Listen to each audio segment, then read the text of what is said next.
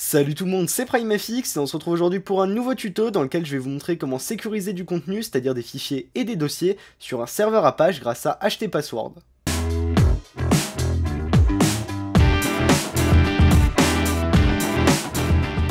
Je vous propose donc de commencer par sécuriser l'ensemble d'un dossier, donc c'est-à-dire tous les fichiers qui vont être contenus à l'intérieur de ce même dossier. Donc pour ça, j'ai déjà créé un dossier que j'ai appelé protège, ou protéger plutôt sans accent, qui va être la racine de notre site, donc c'est-à-dire que c'est dans WAMP 3W et protégé. Donc là, c'est l'endroit où on aurait vraiment tous les fichiers qui constitueraient notre site internet, et nous on va vouloir sécuriser tout un dossier qu'on va appeler sécuriser. Toujours sans accent, histoire de ne pas être dérangé avec ça. À l'intérieur de ce dossier, on va créer un fichier que j'appelle index.php par exemple, et dans lequel on va écrire salut, tout simplement. Sans balise ni rien HTML, on n'en a pas besoin pour l'exemple. On actualise ça, on voit bien sécuriser, on peut aller à l'intérieur et ça nous affiche notre index par défaut. Donc jusque là tout va bien. Nous ce qu'on va vouloir faire c'est sécuriser justement ce dossier et pouvoir y accéder mais uniquement en ayant un mot de passe et un identifiant. Donc je reviens en arrière, ici on va venir créer un nouveau fichier. Donc j'insiste bien sur le fait de le créer depuis Sublime Text directement ou votre éditeur, ce que vous utilisez, mais pas depuis Windows. Tout simplement parce que c'est un fichier qui n'a pas de nom mais juste une extension. Donc je vais vous montrer ça, si on essaye de le créer ici, on va mettre .htaccess, c'est le nom du fichier. Ça va nous dire vous devez entrer un nom de fichier. Là Windows ne comprend pas ce qu'on essaye de faire, lui il veut un nom et pas juste une extension. Donc pour faire très court, en gros .htaccess, c'est simplement un fichier de configuration de serveur Apache. Voilà, c'est vraiment pour résumer, mais en gros, c'est ce que ça représente. Donc là, on dit OK, voilà, Windows comprend pas ce qu'on veut faire, on supprime le fichier, et si on le crée directement ici, que je fais .htaccess, donc bien 2C et 2S, et bien ça nous le crée sans aucun problème. Donc on va se baser là-dessus. À l'intérieur de ce dossier, enfin de ce fichier plutôt, on aura besoin de quelques lignes de code, c'est pas vraiment du code, enfin c'est un genre de code de configuration de serveur Apache. Donc je vais déjà l'écrire et ensuite je vais vous détailler à quoi sert ce code.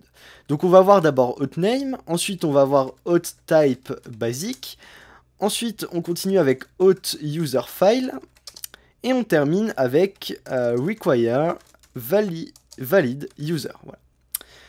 Donc je vous détaille un petit peu tout ça. En gros, hostname, ça va être tout simplement le message qui va apparaître lorsque vous allez demander à l'utilisateur de s'authentifier. Donc là, on va écrire par exemple ceci est du contenu sécurisé.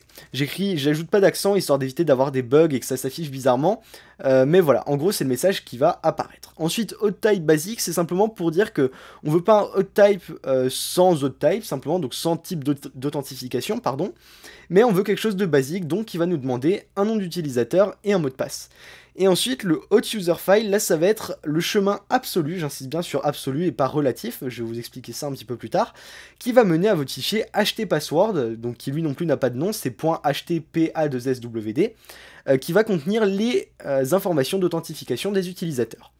Et enfin, require valid user, ça c'est simplement pour dire qu'on veut que l'utilisateur qui remplit ce formulaire soit un utilisateur valide qui est inscrit dans le fichier ci-dessus, qui sera indiqué ici entre les guillemets. Donc on est parti, on va créer un nouveau fichier directement à la racine du site, qu'on va appeler index.php. Dans ce fichier, on va mettre un petit écho de realPath, donc realPath, comme ceci, voilà. $, et à l'intérieur, on va dire, non pas $, des guillemets, voilà, index.php. Donc là, qu'est-ce qu'on est en train de faire? On est simplement en train de demander, realPath, c'est une fonction qui va nous retourner le chemin absolu, donc retourne le chemin canonique absolu, voilà, du fichier qu'on indique à l'intérieur en chemin relatif. Donc là, le fichier qu'on indique à l'intérieur, bah, c'est celui dans lequel on exécute le code, c'est notre fichier index.php qui est dans protégé et pas qui est dans sécurisé, hein, je peux regrouper ça. Voilà, c'est celui-ci. Et donc, realPath, ça va nous donner le chemin absolu. Alors, absolu, qu'est-ce que ça veut dire? Ça veut dire que ça va pas juste nous donner index.php, mais ça va nous donner le chemin depuis la racine du serveur. Donc c'est très important de faire ça à chaque fois qu'on veut configurer un htpassword, et un fichier du contenu sécurisé tout simplement grâce à cette méthode, parce que ça va nous retourner justement ce chemin vers le fichier htpassword. Donc c'est un petit peu compliqué peut-être, mais en gros le chemin va pas être le même si on utilise WAMP avec un serveur émulé, si on utilise un serveur directement qui tourne sous Debian ou voilà, peu importe, ou un serveur mutualisé, VPS dédié, ce que vous voulez, ça va pas toujours être le même chemin qui sera utilisé, donc c'est assez important de passer par cette étape. Donc là, on va actualiser la page, on voit bien qu'il nous met WAMP 3W, protégé, etc. C'est ce chemin qu'on va venir copier. Donc nous, on va juste rajouter, donc je vais le mettre ici. Le dossier qu'on veut sécuriser, ça va être protégé / sécurisé. Hein, c'est ce sous-dossier qu'on veut sécuriser. Et ici, on va rajouter .htpasswd, comme ceci. Donc ce htpassword, je vais faire ici new file, donc .htpassword, pa2swd, entrée, et donc là à l'intérieur, c'est très simple, on va juste mettre les utilisateurs qu'on veut accepter. Par exemple, si je veux m'accepter moi, primefx, 2 points, et là, après les 2 points, ça va être le mot de passe. Donc là, je vais mettre un truc bidon, par exemple, 1, 2, 3, 4. Et maintenant, si j'actualise ici protéger, donc ça marche toujours forcément, mais si je viens rajouter sécuriser à la fin, on voit que ça me demande ici une authentification requise, et le site indique ceci est du contenu sécurisé. Nom d'utilisateur primefx, je vais mettre un E à la fin, si je mets n'importe quoi ça ne marche pas, et si je mets primefx et 1, 2, 3, 4, ça fonctionne et ça m'affiche bien le contenu qui est à l'intérieur. Donc jusque là ça va, alors vous allez me dire c'est pas forcément très sécurisé de laisser un mot de passe comme ça librement, c'est pour ça que sur WAMP justement on n'a pas besoin de venir sécuriser le mot de passe et de venir le crypter ou le hacher. Mais normalement, lorsqu'on va venir utiliser un mot de passe sur un vrai serveur qui va pas être émulé sur Windows, mais qui va être un vrai serveur Apache, à ce moment-là, on va devoir crypter le mot de passe. Pour le crypter, on va passer par un algorithme de hachage qui va être la plupart du temps crypt. Donc là, on va écrire crypt 1, 2, 3, 4 par exemple. Là, je vais actualiser cette page, et c'est ce mot de passe-là qu'on devrait copier-coller à cet endroit-là, à la place du 1, 2, 3, 4 après les 2 points. Mais il y a aussi un autre truc qu'on peut utiliser qui est encore plus pratique, donc c'est un autre algorithme qui est utilisé, mais qui marche sur WAMP et la plupart du temps, enfin chez moi en tout cas ça marche sur le serveur qui tourne sous Debian, donc le vrai serveur entre guillemets. Ça va être des générateurs comme celui-ci, donc je vais vous mettre le lien dans la description bien sûr. On entre un nom d'utilisateur, primefx, un password 1, 2, 3, 4, create htpassword file. Donc là, on veut pas enregistrer ça. Et là, ça nous propose un code qu'on va pouvoir copier et qu'on va pouvoir coller justement dans ce htpassword directement. Donc maintenant, si j'actualise, que je reviens ici, protéger, si je rajoute à la fin sécuriser, ça nous met automatiquement dedans. Pourquoi? Parce que là, ça a déjà détecté qu'on était déjà connecté avant, donc en tout cas, ça veut dire que ça marche. Mais si je rajoute un E à la fin, j'actualise, ça va me demander. Je rajoute primefx, normalement, ça ne marche pas. Primefx avec un E, 1, 2, 3, 4, j'écris bien ça, hein, et pas tout le code que j'ai mis avant. Ok, et ça nous affiche bien le contenu.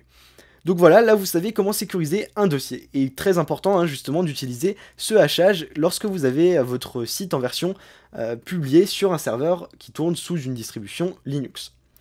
Donc une fois qu'on a fait ça, bien sûr on peut ajouter plusieurs utilisateurs, donc c'est-à-dire que si ici je mets par exemple user, voilà par exemple, je vais venir copier ça, le coller, que je mets ici user, que je mets ici users au pluriel, que je mets, je sais pas, peu importe, que je mets usr1. Ici, si je réessaye et que je veux me connecter à cet endroit-là, je mets par exemple usr1, 1, 2, 3, 4, et ça m'affiche le contenu. Donc on peut mettre chaque ligne pour un nouvel utilisateur. Voilà, donc là vous voyez un peu comment ça marche. Maintenant je vais aussi vous montrer qu'on peut sécuriser pas directement tout un dossier, ça c'est dans des cas un peu particuliers, mais on va pouvoir sécuriser juste une seule page. Alors je vais vous montrer comment faire ça. Cette fois-ci, sécuriser, on va le laisser un petit peu de côté, et on va simplement venir rajouter un fichier htaccess à la racine de notre site internet. Donc new file, .htaccess. Et là à l'intérieur, on va venir copier-coller le code qui est ici, tout simplement. On peut récupérer ce code, fermer ça, fermer ce htpassword. Et ici, on va le coller. Je vais sauter une ligne à cet endroit-là. Je vais venir mettre là, par exemple... pas par exemple, justement, je vais venir mettre files match. Voilà, c'est la ligne qui est très importante et qui va nous permettre de dire si le fichier matché est celui-ci. Et on va mettre, par exemple, admin.php. Ensuite, je viens fermer ça juste en dessous, donc /filesmatch. Et ici, à l'intérieur, ça va simplement dire si le fichier que l'utilisateur essaye d'afficher est celui qui est entre les guillemets ici, eh bien, tu vas lui afficher un hotname, enfin, tu vas lui afficher une demande d'authentification, et en te basant sur les fichiers qui sont là-dedans. Donc là, on pourrait même laisser ce fichier htpassword, en fait, il n'y aurait pas besoin de le modifier, hein, on peut le laisser dans un autre dossier, peu importe, tant qu'on indique bien son chemin absolu à cet endroit-là, ça fonctionne parfaitement. Donc là, on va venir créer ici notre fichier admin, donc admin.php. Ici, je vais mettre, par exemple, ceci est la page d'administration. J'enregistre, j'actualise ça, donc là sécurisé, on y a toujours accès, protégé, là il n'y a rien, hein, pour l'instant c'est normal, et si je veux aller dans admin.php, ça me l'affiche directement, ouais, forcément parce que j'étais déjà enregistré avant et que c'est le même fichier, Donc on va aller dans acheter password, on va enlever tout ça, et on va mettre par exemple moi, voilà, tout simplement, moi. Et là, si j'actualise, ça nous demande bien la demande d'authentification. Simplement que ça retient, si vous voulez, ce que vous avez entré un petit moment avant de vous le redemander. Ça vous redemandera pas de vous authentifier à chaque fois que vous actualisez la page, ce qui serait d'ailleurs un petit peu dérangeant. Donc là, je vais mettre moi, 1, 2, 3, 4, je valide, et ça m'affiche bien le contenu de la page administration. Voilà, donc là vous savez comment utiliser de deux façons différentes cette petite technique d'authentification. Donc soit en mettant notre htaccess dans un dossier directement. D'ailleurs notez que vous pouvez l'utiliser plusieurs fois, c'est-à-dire que files match ici vous pouvez l'utiliser également pour d'autres fichiers, rajouter des fichiers à cet endroit-là. Vous pouvez changer les htpassword et mettre des autorisations différentes en fonction des fichiers. Vous pouvez même créer un dossier htpassword et mettre plein... non, vous pouvez pas faire ça, parce que tous les fichiers... Non, j'allais dire vous pouvez faire ça, mais les fichiers n'ont pas de nom, c'est juste pour htpassword. Mais vous pouvez par exemple créer un dossier pour chaque htpassword et créer un htpassword différent pour chaque type de fichier, pour chaque autorisation que vous voulez. Et les htaccess, pareil, n'interfèrent pas entre eux tant qu'ils sont dans des dossiers séparés. Bien sûr, je vous mets un lien dans la description pour retrouver l'ensemble du code qu'on a fait ici sur primefx.com. Et puis sur ce, je crois qu'on a vraiment fait le tour. N'hésitez pas à mettre un petit pouce bleu en bas de la vidéo, vous pouvez également vous abonner. Si vous voulez me suivre sur les réseaux sociaux, vous avez les liens dans la description. Et sur ce, je vous dis à très bientôt pour de prochaines vidéos.